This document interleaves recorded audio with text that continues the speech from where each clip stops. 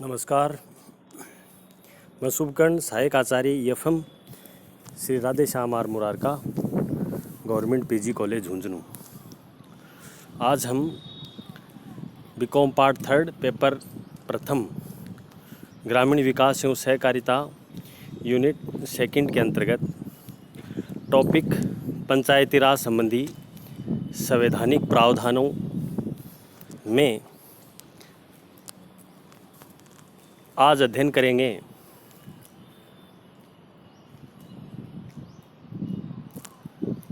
भारत में पंचायती राज की उपलब्धियों का आलोचनात्मक मूल्यांकन या पंचायती राज की उपलब्धियां, असफलता और उनको समस्याओं के समाधान हेतु सुझावों के बारे में, जैसा कि हमने पूर्व ई व्याख्यान के अंतर्गत पंचायती राज के बारे में पढ़ा, जिसमें हमने पूर्व में पंचायती राज की विशेषताओं महत्व पर प्रकाश डालते हुए आपको समझाया। आज हम पंचायती राज संबंधी संवैधानिक प्रावधानों के अंतर्गत इकाई 2 में पंचायती राज का आलोचनात्मक मूल्यांकन, क्रिटिकल इवैल्यूएशन ऑफ पंचायती राज, इसके बारे में पढ़ेंगे, जो कि एग्ज़ाम की दृष्टि से बहुत ही महत्वपूर्ण है। यूनिट 2 में आपके मात्र 3 चैप्टर हैं, जिसमें 2 पंचायती राज संबंधित हैं और एक ग्रामीण आधार संरचना का विकास संबंधित है। जो एग्ज़ाम में 2 क्वेश्चन इस 3 चैप्टर में आते हैं, तो ये तीनों चैप्टर आपके लिए बहुत ही उपयोगी एवं महत्वपूर्ण हैं। आगे हम इस ई व्याख्यान में पंचायती राज को आलोचनात्मक मूल्यांकन के अंतर्गत हम पढ़ें कि भारत में लोकतांत्रिक विकेंद्रीकरण व पंचायती राज की शुरुआत को एक ऐतिहासिक घटना माना गया है, क्योंकि नेहरू जी ने कहा है कि मैं पंचायती राज के प्रति पूर्णतः आशान्वित हूँ और मैं महसूस करता हूँ कि भारत के संदर्भ में यह बहुत ही मौलिक एवं क्रांतिकारी है।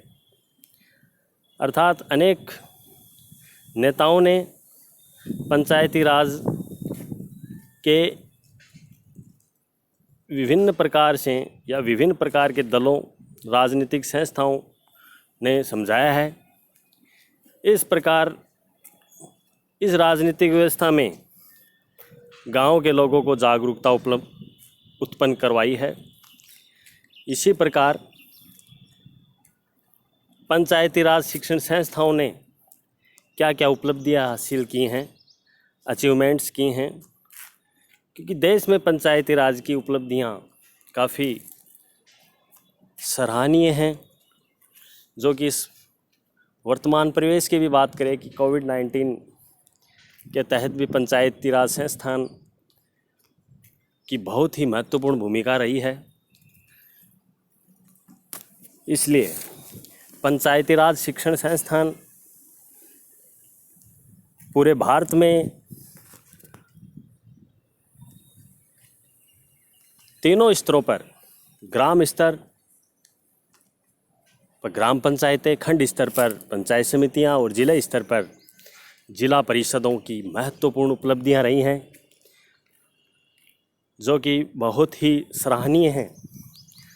इस प्रकार उपलब्धियों में प्रथम है समझ का विकास, डेवलपमेंट ऑफ अंडरस्टैंडिंग।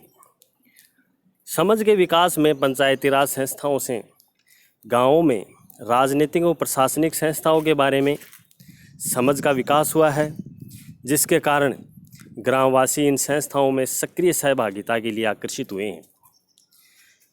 कहने का मतलब यह है कि लोगों में समझ का विकास पैदा हुआ है, ये एक बहुत बड़ी उपलब्धि है। दूसरा, अधिकारों के प्रति चेतना, अवेयरनेस ऑफ राइट्स। लोकतांत्रिक विकेंद्रीकरण की प्रक्रिया में व्यक्तियों के बीच में जनतांत्रिक मूल्यों के विश्वास से अधिकारों के प्रति चेतना बढ़ी है। मताधिकार चेतना इसी सामान्य चेतना का विशिष्ट स्वरूप माना गया है। राइट्स प्रत्येक व्यक्ति के पास हैं। इस प्रकार अधिकारों के प्रति चेतना में भी पंचायती राज की एक अहम भूमिका रही है। तीसरा है उपलब्धियों में गाँव में भौतिक विकास, फिजिकल डेवलपमेंट ऑफ विलेज। गाँव में पंचायती राज संस्था ने केवल ग्रामवासियों के मानसिक विकास का योगदान किया, बल्कि गाँव में भौतिक विकास भी इसमें महत्वपूर्ण रहा है, जिसमें परिवहन, सिंचाई, पेयजल, शिक्षा और चिकित्सा सुविधाओं का विस्तार हुआ है और प्रत्येक ग्रामवासी के जीवन स्तर में सुधार हुआ है। अगला है शिक्षा, एजुकेशन। पंचायती राज व्यवस्था में या व्यवस्था के अंतर्गत शिक्षण संस्थानों की शुरुआत में साक्षरता का प्रतिशत नहीं बढ़ाया, बल्कि गांव के व्यक्तियों के विचारों और मूल्यों में परिवर्तन भी हुए हैं। तो शिक्षा में भी इनकी महत्वपूर्ण भूमिका का निर्वहन हुआ है। अगला है सामाजिक बुराइयों का समापन। सामाजिक बुराइयों का समापन में, क्योंकि पंचायती राज शिक्षण संस्थान के अंतर्गत गांव का एक अच्छा वातावरण बनाने के लिए मृत्यु भोज, छुआछूत, बाल विवाह, दहेज प्रथा, महिला अत्याचार आदि सामाजिक समस्याओं का भी इन्होंने समाधान किया है। तो ये तो इसकी उपलब्धियां रही हैं। आगे हम बात करें पंचायती राज की समस्याएं, विफलताएं, प्रॉब्लम्स ऑफ फेलर्स ऑफ पंचायती राज। पंचायती राज संस्थाएं ग्रामीण जनता की नई आशा और विश्वास पैदा करने में असफल रही है, क्योंकि ग्रामीणों की चेतना में काफ़ी सफल रूप से क्रियान्वित नहीं हो पाई है। इस प्रकार अनेक राजनीतिज्ञ और अनेक अर्थशास्त्रियों ने भी इसको काफ़ी समझाया है। इस प्रकार पहली तो इसकी समस्या है संवैधानिक प्रावधानों का अभाव, लैक ऑफ कॉन्स्टिट्यूशनल प्रोविज़न, क्योंकि पंचायती राज संस्थाएं पूरे देश में एक संवैधानिक प्रावधान के तहत पूर्ण रूप से नहीं रही है, क्योंकि पंचायती राज संस्थाएं राज्य सरकार नौकरशाही तंत्र पर ही निर्भर रही है। इस प्रकार नौकरशाही संस्थाएं हमेशा ग्रामीण संस्थाओं के अधिकारों को छीनने के लिए तत्पर रहे हैं। दूसरा है राजनीतिक इच्छा शक्ति का अभाव, lack of political will power. राजनीतिक इच्छा शक्ति के अभाव में पंचायती राज संस्था मुख्य रूप से महत्वपूर्ण तरीके से क्रियान्वित नहीं हो पाई हैं, क्योंकि दलगत राजनीति या फिर सही तरीके से राजनीति नहीं होने के कारण लोगों को उचित लाभ नहीं मिल पाया है। इसलिए भारत में सभी राजनीतिक दल पंचायती राज संस्थाओं तक एक सत्ता के विकेंद्रीकरण का समर्थन करते हैं, जो कि एक गंभीर रूप से विचार विमर्श नहीं हुआ है, जिससे राजनीतिक दलों की सत्ता विकेंद्रीकरण की इच्छा पर अनेक प्रकार के परिचय मिले हैं। तीसरा, विशिष्ट वर्ग को ही लाभ, एडवांटेज टू स्पेसिफिक क्लास। पंचायती राज शिक्षण संस्थाओं में सरकार आर्थिक अनुदान देती है, जिसमें गांव के प्रभावशाली एवं समृद्ध लोगों ही इनका लाभ उठा पाते हैं, इसलिए ये भी एक समस्या रही है। चौथा है सामाजिक पिछड़ापन, सोशल बैकवर्डनेस। सामाजिक पिछड़ापन भी काफ़ी रहा है, जिसमें अनेक प्रकार के सांप्रदायिक टकराव, सामाजिक राजनीतिक पिछड़ापन आदि इसके उदाहरण हैं। दलगत राजनीति, पार्टी पॉलिटिक्स भी इसकी बहुत, क्योंकि दलगत राजनीति से भी ये पूर्ण तरीके से सफल नहीं हो पाई हैं। आगे आर्थिक समस्याएं, इकोनॉमिक प्रॉब्लम्स भी पंचायती राज संस्थान में आई हैं, क्योंकि बजट पंचायती राज संस्थान में बहुत नगण्य है। इस प्रकार पंचायती राज संस्थाओं की समस्याओं में अनेक प्रकार के स्वतंत्र आर्थिक स्रोत गड़बड़ा गए हैं, जिसमें आर्थिक समस्या एक महत्वपूर्ण भूमिका का निर्वहन कर रही है। ये भी एक समस्या है। सातवां पॉइंट है अशिक्षा एवं निर्धनता की समस्या, problem of electricity and poverty. अशिक्षा व निर्धनता की समस्या भी एक महत्वपूर्ण तरीके से रही है, क्योंकि अशिक्षा, निर्धनता ग्रामीण परिवेश में बहुत अधिक मात्रा में पाई जाती है, तो ये महत्वपूर्ण है। 8वां है केंद्र प्रायोजित कार्यक्रम। सिर्फ केंद्र प्रायोजित कार्यक्रम विभिन्न एजेंसियों के माध्यम से लागू किए जाते हैं, परंतु इन कार्यक्रम में ग्राम पंचायत और स्थानीय शासन को पूर्ण तरह से शामिल नहीं किया गया है। इसके परिणाम स्वरूप ग्रामीण विकास में केवल आंशिक सफलता ही मिली है। 9वां है प्रशासनिक तंत्र का अभाव, लैक ऑफ एडमिनिस्ट्रेटिव मशीनरी। प्रशासनिक तंत्र का अभाव पंचायती राज संस्थान में रहा है, इसलिए ये सही तरीके से क्रियान्वित नहीं हो पाती हैं। ये भी एक समस्या है। आगे हम बात करेंगे सुझावों की। पंचायती राज शिक्षण संस्थाओं की सफलता के सुझाव क्या हैं? क्योंकि देश का विकास तभी संभव है जब उनकी आत्मा के रूप में गाँव की प्रगति हो, गाँव का सर्वांगीण विकास हो। इसलिए जो सुझाव हैं वो महत्वपूर्ण हैं, जिसमें प्रथम है पंचायती राज संस्थाओं के ढांचे और उसके वित्तीय व प्रशासनिक अधिकारों के बारे में जो संवैधानिक प्रावधान है उनको कठोरता से लागू किया जाए। दूसरा है पंचायती राज संस्थाओं में व्याप्त गुटबंदी को समाप्त किया जाए। तीसरी है पंचायतों की वित्तीय स्थिति में सुधार किया जाए। चौथा है पंचायतों के निर्वाचित प्रतिनिधियों को प्रशिक्षण दिया जाए, जो कि निर्वाचित होकर आते हैं, जिसमें सरपंच, जिला प्रमुख, जिला परिषद सम्मिलित हैं, वार्ड पंच और भी अनेक निर्वाचित प्रतिनिधियों का प्रशिक्षण दिया जाए, जिससे सही तरीके से पंचायतों का भी विकास हो सके और गाँव का भी। 5वां है राज्य सरकारों द्वारा पंचायती राज संस्थाओं को मनमाने ढंग से भंग करने के अधिकार पर कानूनी प्रावधान के द्वारा अंकुश लगाया जाना चाहिए। इन संस्थाओं को भंग करने पर उनके चुनाव अधिकतम 6 माह की अवधि के लिए अवश्य करवाए जाने चाहिए, क्योंकि इससे एक अच्छा प्रशासक, अच्छा राजनीतिज्ञ हमारे सामने आएगा, जिससे आसानी से पंचायतों का भी विकास हो सकेगा और गाँव का भी सर्वांगीण विकास हो सकेगा। इस प्रकार पंचायती राज संस्थाएं एक महत्वपूर्ण तरीके से भूमिका का निर्वहन करती है।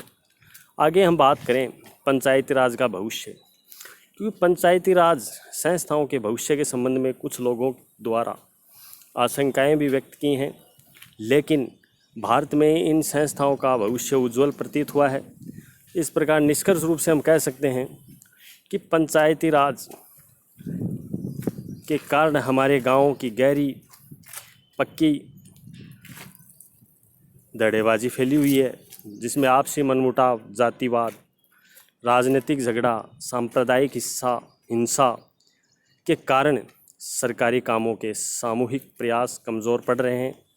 इसके अलावा गांव में धन का दुरुपयोग, सामंतवादी शोषण, महिलाओं के प्रति असमानता, परिजनों एवं गिरिजनों पर अत्याचार और चुनाव में हेराफेरी आदि बुराइयों को भी बल मिलता है। क्योंकि हालांकि देश के अधिकतर इलाकों के बारे में इस तरह की आशंका करना अतिशयोक्ति हो सकता है, किंतु काफ़ी क्षेत्रों में पंचायत प्रणाली को विफल करने वाले इस प्रकार के लोकतंत्र विरोधी तत्व मौजूद हैं, जिसमें महिलाएं, अनुसूचित जनजाति और जनजाति सीटों का आरक्षण उचित है।